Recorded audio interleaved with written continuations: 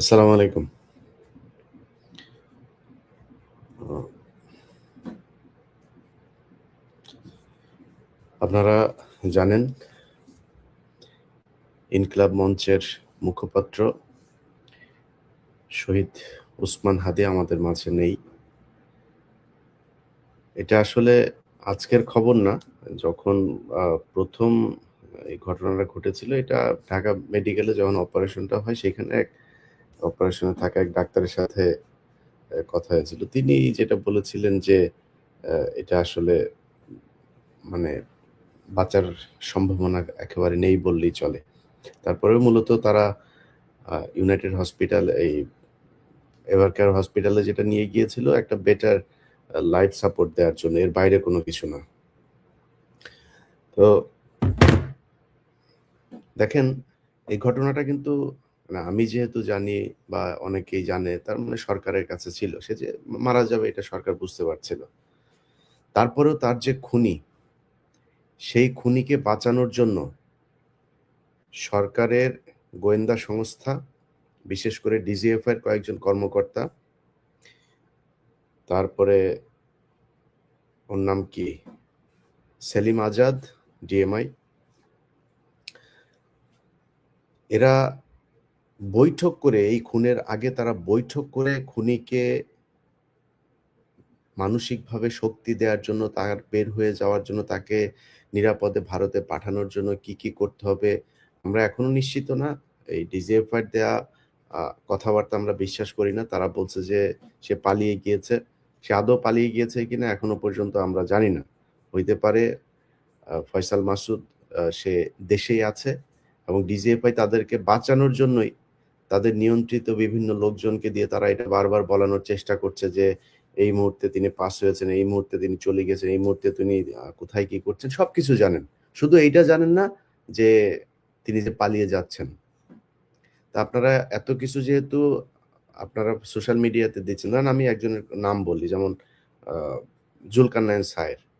উনি উনার ফেসবুকে করেছেন। এটা তো আর উনার তথ্য না। উনাকে নিশ্চয়ই গোয়েন্দা সংস্থায় দিয়েছে উনাকে। এবং উনাকে যে তথ্যটা দেওয়া হয়েছে সেটা গোয়েন্দা সংস্থা জেনেই দিয়েছেন। তাহলে গোয়েন্দা সংস্থা আগে কেন উনাকে দেন নাই যে এই জায়গা দিয়ে পালিয়ে যাচ্ছেন বা এইভাবে খুন হবেন, এখানে এই হচ্ছে, এগুলো দিতে পারেন নাই। উনারা যাওয়ার পরে তারপরে উনার সোশ্যাল মিডিয়াতে উনি কার সাথে যোগাযোগ করছেন, WhatsApp এ কাকে ছবি পাঠিয়েছেন সেই তথ্য তিনারা বিভিন্ন জনকে দিচ্ছেন। সেটা জুলকারনাইন সায়ের সহ আরো নিশ্চয়ই অন্যান্য অনেক সাংবাদিকদেরকে তারা দিয়েছেন। কিন্তু তার আগে তারা দেয় নাই। তার মানে হচ্ছে এই ঘটনার সাথে আমি যতটুকু শুনেছি স্বরাষ্ট্র উপদেষ্টা জাহাঙ্গীর, এটা হচ্ছে গিয়ে পিলখানা হত্যাকাণ্ডের পুরো ঘটনা ধামাচাপা দেওয়ার মূল হোতাদের মধ্যে এই জাহাঙ্গীর একজন।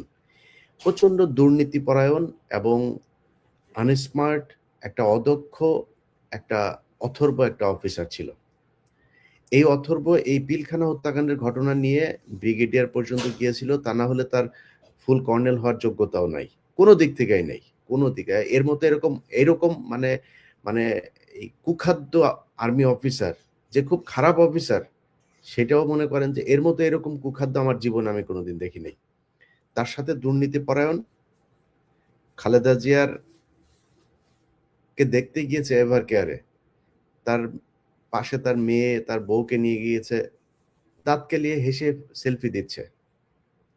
আরে ভাই, তোর তো বুঝতে হবে এইটুক জ্ঞান তো তোর থাকা উচিত। জ্ঞান তো নাই, থাকবে কেমনে? এটা সে এখানে গিয়ে এটা করেছে। টাকা-পয়সা তো আছে। ধরেন এই ৫ তারিখের পর থেকে যে পরিমাণে টাকা তারা কামিয়েছে, সারা জীবন ১৪ গোষ্ঠী বসে খাইতে পারবে। এই দাঁত তো সবসময় কেলাই থাকে এখন। টাকা-পয়সা হয়েছে না? এরা এই খুনের সাথে জড়িত এবং ডিজিএফআই সরাসরি এই খুন এক্সিকিউট, প্ল্যানিং, আফটার এফেক্ট যা করা দরকার সবকিছু ডিজিএফআই বসে করেছে। অতএব ডিজিএফআই চিফ যিনি আছেন তাকে অবশ্যই পদত্যাগ করতে হবে। তাকে সরাইতে হবে। সরাইয়া তারপরে এখানে অন্য কাউকে দিতে হবে। ব্রিগেডিয়ার এই যে আপনার আরেকজন আছে ওর নামটা যাই হোক, আ আর্মির বিষয়টা বাদ দিলাম। ডিজিএফআই এবং এই ডিএমআই সহ যারা এটার জন্য মানে এই ঘটনার সাথে আমি তারা জড়িত আছে না আছে, তাদের বিচার করবেন না করবেন, কি করবেন সেটার সাথে মনে করেন যে তারা কিছুই নাই, এটার সাথে কিছুই জানে না, কিছুই বুঝে না, তারা যে এটারে ঠেকাইতে পারে নাই, এই জন্য তাদের ওই চেয়ারে থাকার আর কোনো নৈতিক কোনো নাই। এরপরে হচ্ছে স্বরাষ্ট্র উপদেষ্টা। স্বরাষ্ট্র উপদেষ্টা ধরেন এই গেল কয়েকদিনের ভেতরে যদি আপনি বাংলাদেশের আইন শৃঙ্খলা পরিস্থিতিটা দেখেন, আরে বেটা স্বরাষ্ট্র উপদেষ্টা তুই তো কনস্টেবল হইতে পারবি না। তোরে যদি, আমি জানি না তুই কেমনে ঢুকছিলি সেনাবাহিনীতে, তোর কনস্টেবল হওয়ার যোগ্যতা নাই। তুই এইখানে যেই মানুষগুলোর রক্তের বিনিময়ে তুই এই স্বরাষ্ট্র উপদেষ্টা হয়েছিস, তোর এই স্বরাষ্ট্র উপদেষ্টা হওয়ার পরে সেই মানুষগুলো নিরাপত্তা দিবি না? সেই মানুষগুলোর পিছনে বারবার তারা একটা কথা বলার চেষ্টা করেছে, এখানে নাকি মব সন্ত্রাস হয়েছে, মবের বিরুদ্ধে তারা ব্যবস্থা নিচ্ছে, মব করতে দেওয়া যাবে না। তোর মারে আকাম করছে খানকির ছেলে, এইখানে আসছিস মব মারাইতে। এই দেশে যদি নাকি এই যৌক্তিক দাবি করা যদি নাকি মব হয়, তাহলে শেখ হাসিনাকে সরাইলে কি দিয়া? নির্বাচন দিয়ে সরাইছিলে? সেনাবাহিনীর কু করে সরাইছিলে? এই জনগণ গিয়ে তারপরে শেখ হাসিনাকে গণভবন থেকে বের করেছে, তাহলে সেটা মব। তুই যে আজকে এই পদে বসছিস, এখানে তো স্বরাষ্ট্রমন্ত্রী ছিল, সংসদে নির্বাচিত স্বরাষ্ট্রমন্ত্রী ছিল, তো সংসদে নির্বাচিত এমপি হয়ে তারপরে সে মন্ত্রী হইল। তুই কোন জায়গায় এমপি হয়েছিলি? আসিফ নজরুল এ প্রথম আলোর সুশীল গিরি সেজে তারপরে প্রথম আলোর হয়ে কাজ করে, প্রথম আলোর যা বয়ান সে তাহাই বাংলাদেশে বাস্তবায়ন করতে চায়। এই শুয়োরের বাচ্চা গতকালকে পোস্ট করেছে সে নাকি জামিনের ব্যাপারে কিছু জানে না, এটার সাথে আইন মন্ত্রণালয়ের কোনো সম্পর্ক নাই। শুয়োরের বাচ্চা, তুই যা করছিস, তুই যে জাউরামি এই গত 1.5 বছরে করছিস, আল্লাহ যদি বাঁচায় রাখে, তোর অপমান অপদস্থ এই সরকারটা শেষ হওয়ার পরের দিন থেকে শুরু হবে। আসিফ নজরুল যেখানে যাবে ওইখানে জুতা খাবি, ডিম খাবি, এটা তোর কপালের সাথে একদম ওতপ্রোতভাবে জড়িয়ে আছে। এখন এটা হবে, হইতেই হবে। এখন আসিফ নজরুল কালকে পোস্ট করেছে সে নাকি কিছুই জানে না, এটার ব্যাপারে আইন মন্ত্রণালয়ের কোনো কিছুই নেই। আচ্ছা, এটা আপনার যখন কিনা 5 আগস্ট হয়, 5 আগস্টের পরে আপনাকে নামটা বলছি বিচারপতির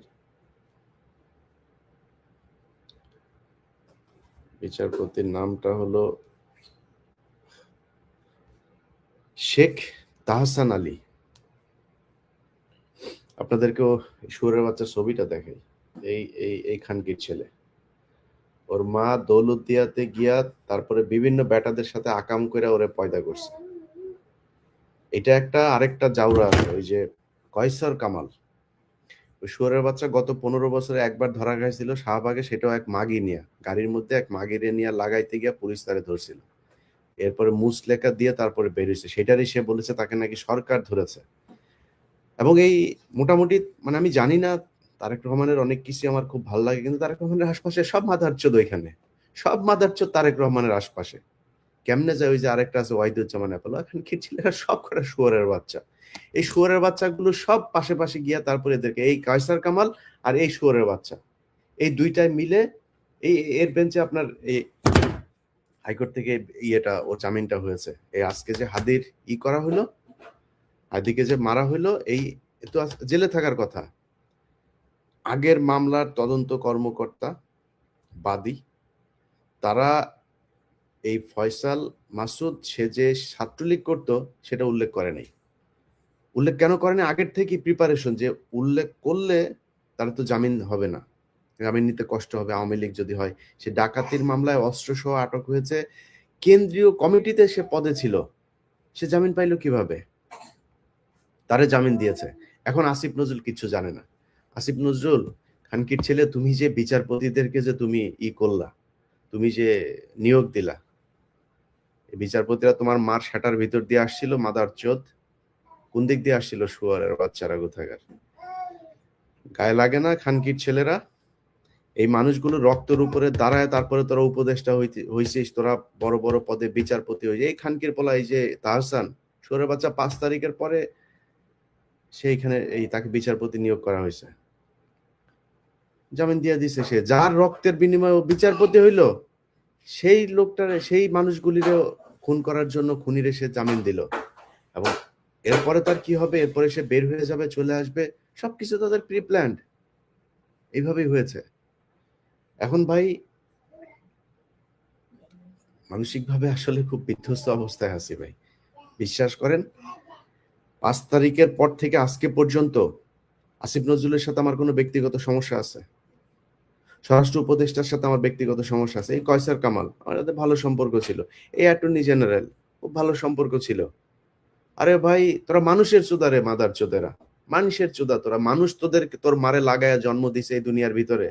যদি তাই হইতো, তুই তোরা মানে এই কাজগুলি করলি কিভাবে? একটা মিনিমাম একটা মানে এই মানুষের যেই এই থাকে, মানে বর্ডার লাইন থাকে, এইটুক মনুষ্যত্ববোধ তোরা দেখাইস না। টাকা পয়সার অভাব আছে, কয়সার কামাল বস্তায় ভরে ভরে টাকা নিয়ে গিয়েছে, বস্তায় করে করে এই কোর্ট থেকে টাকা নিয়ে গিয়েছে।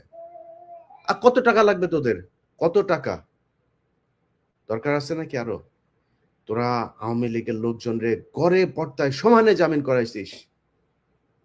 আসিফ নজরুল খানকে বলা সুরের বাচ্চা, কয় টাকা লাগবে রে তোর? আরো কত হাজার কোটি টাকা দরকার আসিফ নজরুল তোর বাঁচার জন্য, আরো ভালো থাকার জন্য? বল, কত মাগি লাগবে, কি লাগবে বল, নিয়ে তারপরেও যা, দেশটারে শান্তিতে থাকতে দে। ও এক ইউনুস খানকির পোলা, এই মাথার চোদ ইউনুস শুয়ারের বাচ্চা হালা সারা জীবন হইলো গিয়ে ওয়েস্টার্ন লাগাইছে, মদ খোর শুয়ারের বাচ্চা বাংলাদেশে নিয়ে সুদের ব্যবসারে করে ওরে দিছে হইলো শান্তিতে, শান্তিতে নোবেল খারাপ আমরা জানি না। এই শুয়ারের বাচ্চা এই ওই রুমে যত, এই শুয়ারের বাচ্চা করছে কি, ওরে এই যে আসিফ আর মাহফুজ 2টা মন্ত্রণালয় ছাড়লো 2 দিন আগে। 2টা মন্ত্রণালয় ছাড়ার পরে এই 2 মন্ত্রণালয়ের ভিতরে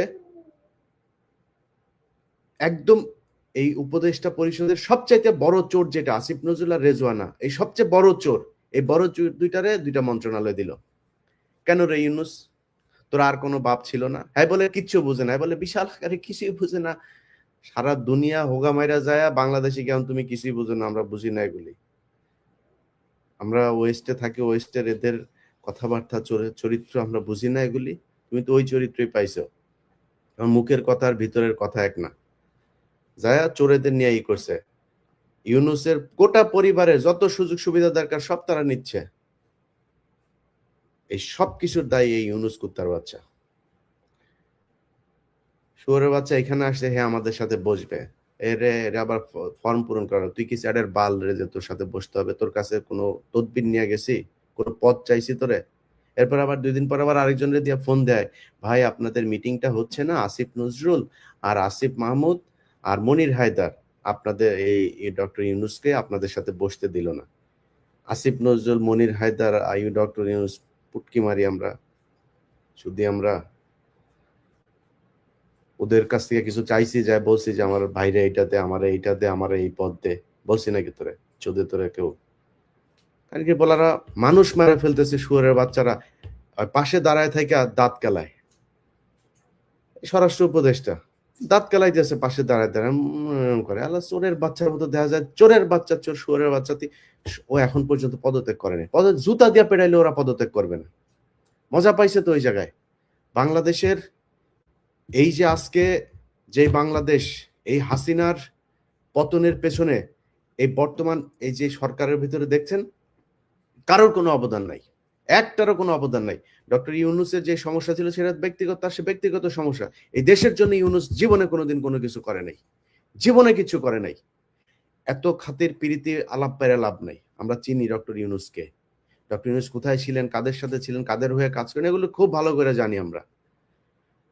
অথচ তারা গিয়ে আজকে পুরো দেশ শাসন করছে। আমরা কিছু বললে আমরা নাকি মানুষকে উস্কাই। আরে বেটা, আমরা উস্কাইছি কিসের জন্য? কি চাইছি? 5 তারিখের পর থেকে চাইছি কি বল? নিজের জন্য কিছু চাইছি? বলছি যে আমার উপদেষ্টা বানাইতে হবে, বলছি নাকি? কি চাইছি? চাইছি আওয়ামী লীগের লোকজনের জামিন হবে না। চাইছি এই যে পোলাপানগুলো যারা কিনা মারা গিয়েছে তাদের যাদের চিকিৎসা হয়, যারা মারা গিয়েছে তাদের এই ক্ষতিপূরণ হয়, যারা বেঁচে আছে তাদের চিকিৎসা হয়। এগুলোই চেয়েছে। এর বাইরে কি চেয়েছে? এই বিডিআর এর লোকগুলো। আরে ভাই, পিলখানা হত্যাকাণ্ড করছে কারা আর আপনি ধরে রাখছেন কাদেরকে? কিসের জন্য তারা এখনো জেলে থাকবে? কমিশনের রিপোর্ট দিয়েছে, স্বরাষ্ট্র উপদেষ্টা বলে দিয়েছে যে এই রিপোর্ট নিয়ে কোনো অ্যাকশন করা যাবে না, কারণ কি ওইখানে তার নাম এসেছে। তো ডাইরেক্ট ওপেনে বলেছে, কমিশনের রিপোর্ট, এই কমিশনের মেম্বার যারা ছিল ওপেন মিটিং এ বলেছে যে তোমরা আমার নাম নিয়ে আসছো এখানে, তোমাদের এই রিপোর্ট নিয়ে কোনো কিছু করা যাবে না। কিচ্ছু করতে দিচ্ছে না বিডিআর এর রিপোর্ট নিয়ে। কোথায় কি করতে দিয়েছে আপনি জানেন? আমি আজকে ঘুমিয়েছিলাম, আমারে ফোন দিচ্ছে যে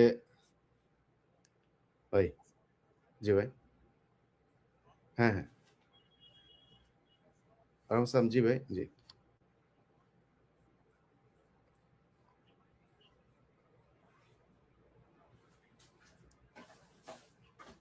যা দরকার ভাই, যা লাগে করা হবে, যেটা দরকার হয় সেটা করা হবে, যা লাগে, যা দরকার হয় করা হবে ভাই। দেন আমার, জাস্ট নাম্বার নাম্বার দিয়ে দেন, নাম্বার দিয়ে দেন।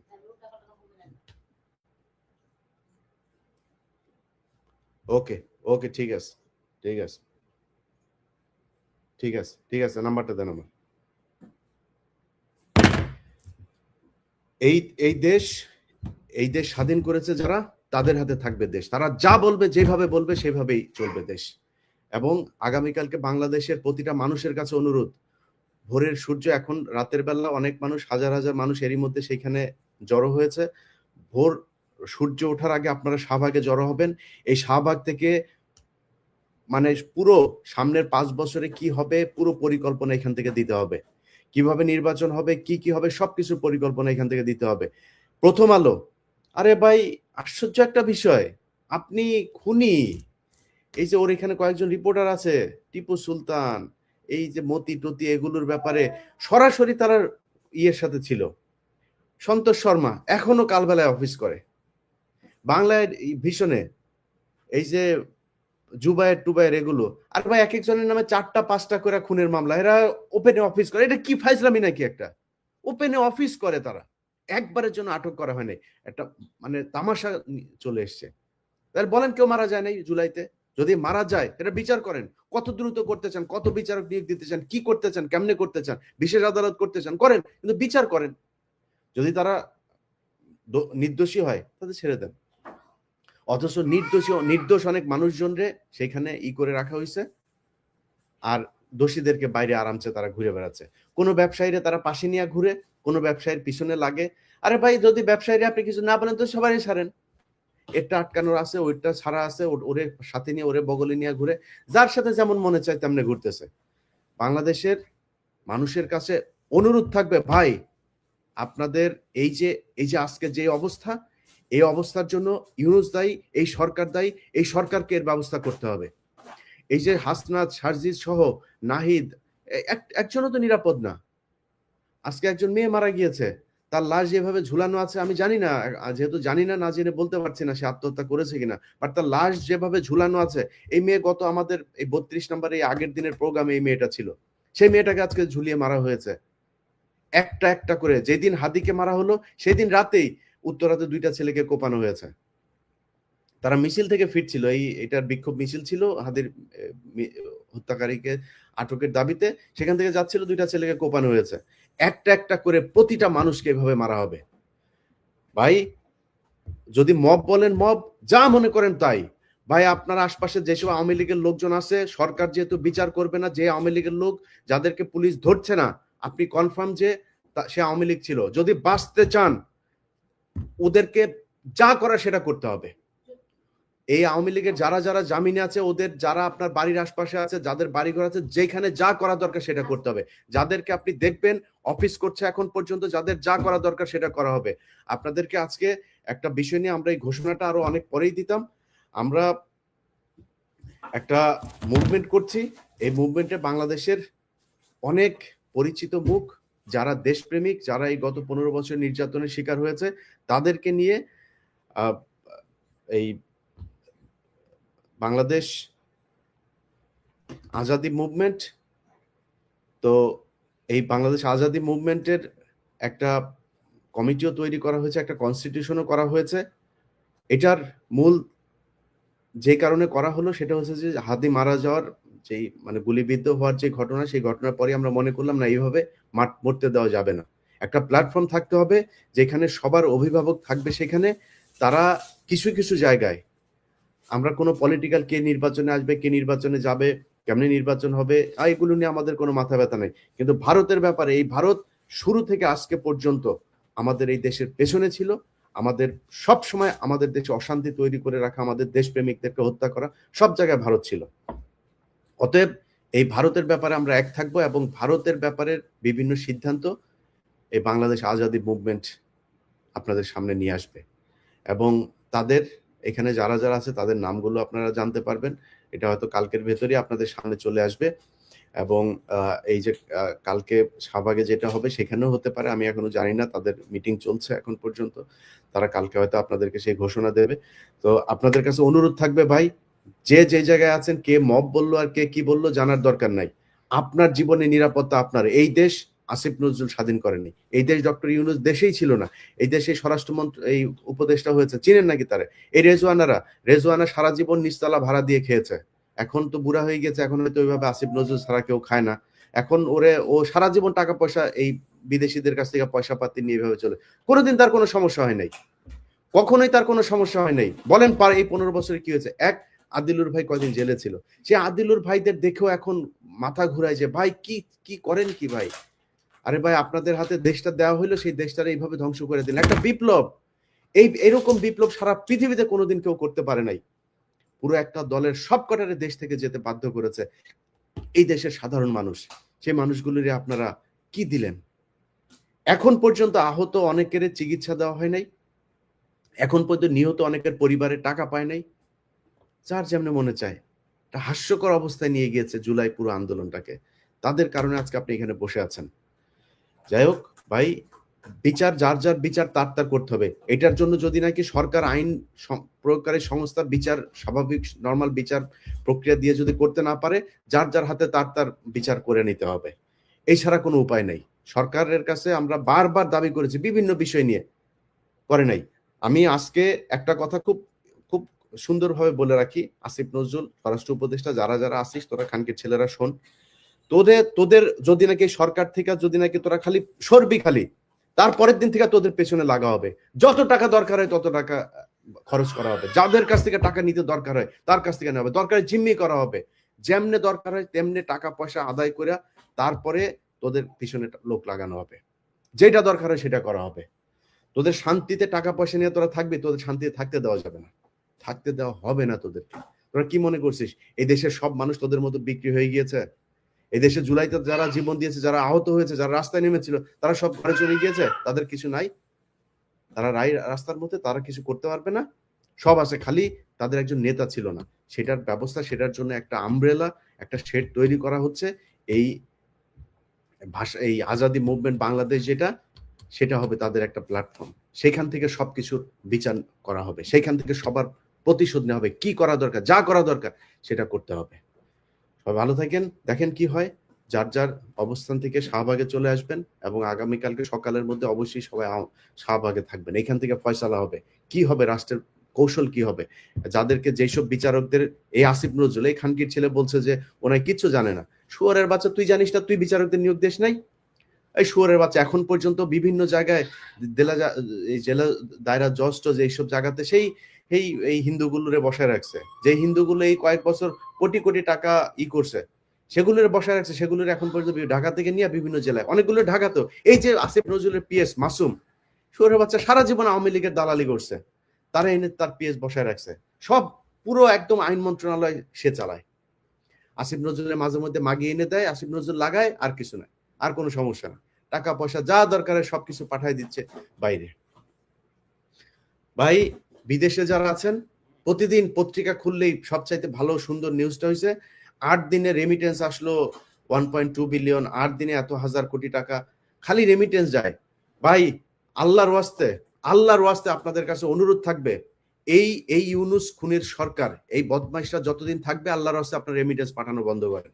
এরা আপনারা রেমিটেন্স পাঠান, আর এরা হচ্ছে গিয়ে সেই টাকা বাইরে পাচার করে। একটা উপদেষ্টা টাকা দেশে রাখে না, সব কয়টা বাইরে পাঠাচ্ছে, সব কয়টা বাইরে পাঠায় বিভিন্ন দেশে, অস্ট্রেলিয়া, কানাডা, আপনার তুরস্কে পাঠাচ্ছে, তারপরে পর্তুগালে পাঠাচ্ছে, এখানে পাঠাচ্ছে।